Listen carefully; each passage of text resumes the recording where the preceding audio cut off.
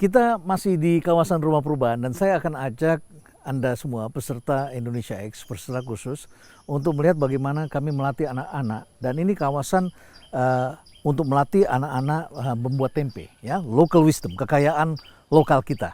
Dan ini konsepnya adalah buku Mielin, Muscle Memory. Ini sebuah kawasan hijau kami dedikasikan untuk anak-anak kita agar mereka bisa berlatih dan merasakan sendiri apa yang ada di alam ini.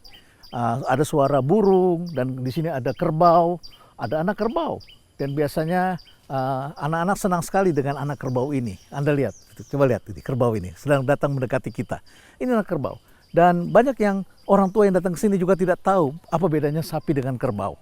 Dan sebagian kita menyangka ini adalah sapi, ya, sebagian anak-anak kelas menengah. Coba lihat ini kerbaunya. Ini adalah anak kerbau di sini yang baru berusia kira-kira 3-4 bulan, ya.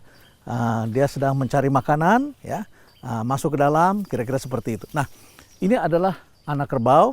Biasa kami mandikan di sini. Ini untuk melatih anak-anak, melatih muscle memory mereka. Ini konsepnya adalah Mielin. Kita akan masuk ke dalam rumah tempe. Kita akan masuk ke dalam dan kita melihat, ya, bagaimana anak-anak membuat tempe di tempat ini. Kita sudah berada di dalam area rumah tempe, dan ini adalah sebuah tempat untuk melatih anak-anak agar terbiasa mempertahankan kekayaan alam kita, produksi hasil karya cipta anak bangsa yang sangat terkenal di dunia, yaitu tempe. Dan di tempat inilah tempe dihasilkan dan kita gunakan untuk melatih anak-anak agar mereka mempunyai mielin yang juga bagus. Saya ingin menyapa anak-anakku sekalian. Selamat pagi anak-anakku. Pagi Pak Renat. Suasananya kayak di taman kanak-kanak, ya. Oke, kita semua sekarang standarnya semua harus pakai masker. Semua sudah siap maskernya belum? Ya, coba dibagikan dulu. Bagikan dulu maskernya, kita semua pakai. Ini membuatnya semua harus pakai ini, ya. Kita jaga kebersihan karena ini makanan, ya. Yuk semuanya pakai. Yang putih di bagian dalam, ya. Yang putih di bagian dalam. Semua ke telinganya. Masih bisa bernafas kan? Masih? Ya, oke. Ananda bisa? Ya. Sarung tangan semua sudah dipakai? Ya, oke. Ya. Jadi seperti inilah, anak-anak pun harus merasa dan kemudian mengikuti tahapan-tahapan berikutnya, ya. Memang proses pembuatan tempe seperti ini. Ini kedelainya sudah direbus, kulitnya sudah dilepaskan, sudah direndam, dan sekarang mereka berada pada tahapan awal.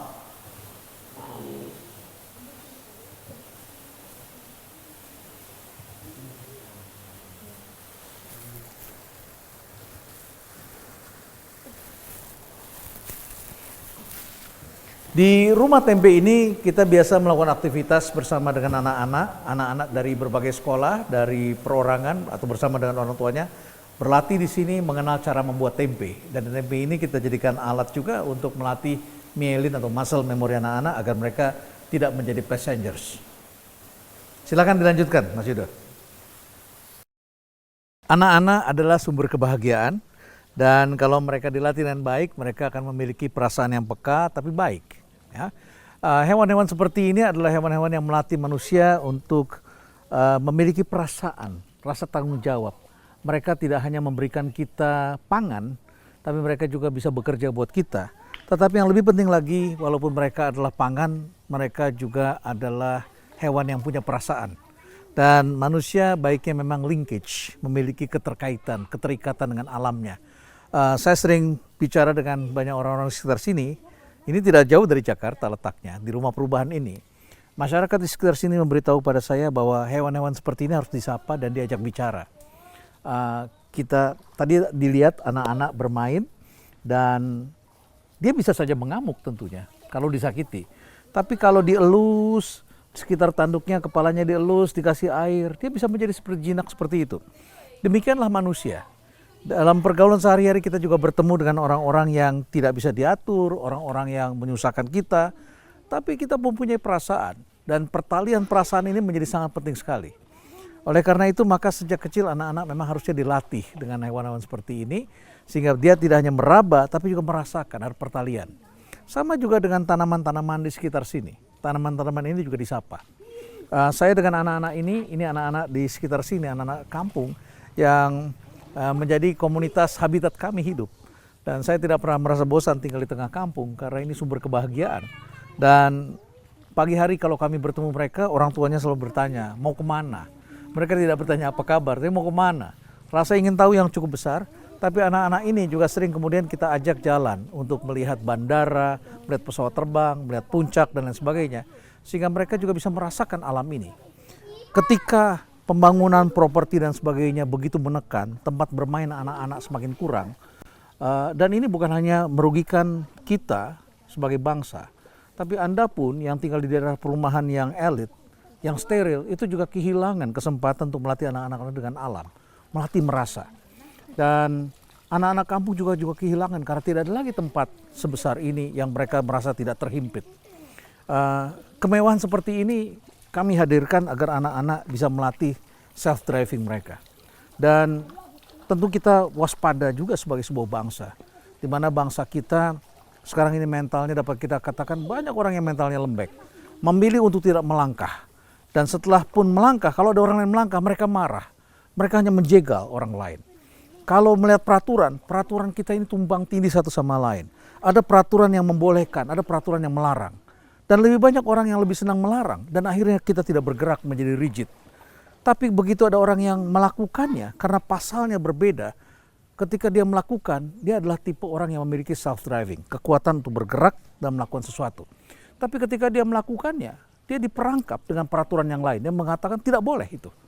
Banyak orang-orang yang sebetulnya berjasa bagi negeri ini kemudian diperangkap secara politik, secara hukum, secara hukum dunia yang mengakibatkan mereka akhirnya harus berhenti.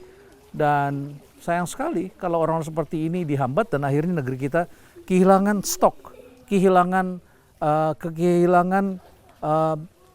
kemampuan atau kebiasaan mendrive, menggerakkan bangsa ini. Bangsa ini memerlukan lebih dari sekedar orang-orang yang berwacana, yang hanya menghafal, yang hanya membaca, yang hanya bergerak di belakang mejanya. Kita memerlukan orang-orang yang mendrive, yang berani keluar dari sangkarnya, yang berani untuk mengambil langkah-langkah dan mendobrak. Munculnya generasi pendobrak yang lahir tahun 70-an ke sini, itu sudah mulai kita rasakan. Di beberapa provinsi dan kabupaten, mereka muncul sebagai bupati, sebagai wali kota, dan juga sebagai gubernur. Dan kita juga melihat mereka dengan dobrakan yang kadang-kadang rasanya masih kurang smooth. Dan kadang-kadang mereka begitu marah melihat keadaan yang membelenggu. Tapi mereka adalah driver. Dan akan lebih baik lagi kalau sejak kecil anak-anak ini kita latih seperti ini. Dan mereka mempunyai suara yang menyatu dengan alam, yang hidupnya harmoni dengan alam. Karena dunia akan berubah menjadi semakin bergejolak dan semakin menakutkan. Anak-anak kita perlu ruang untuk mendrive diri mereka sendiri. Mendrive their self mereka. Self-driving.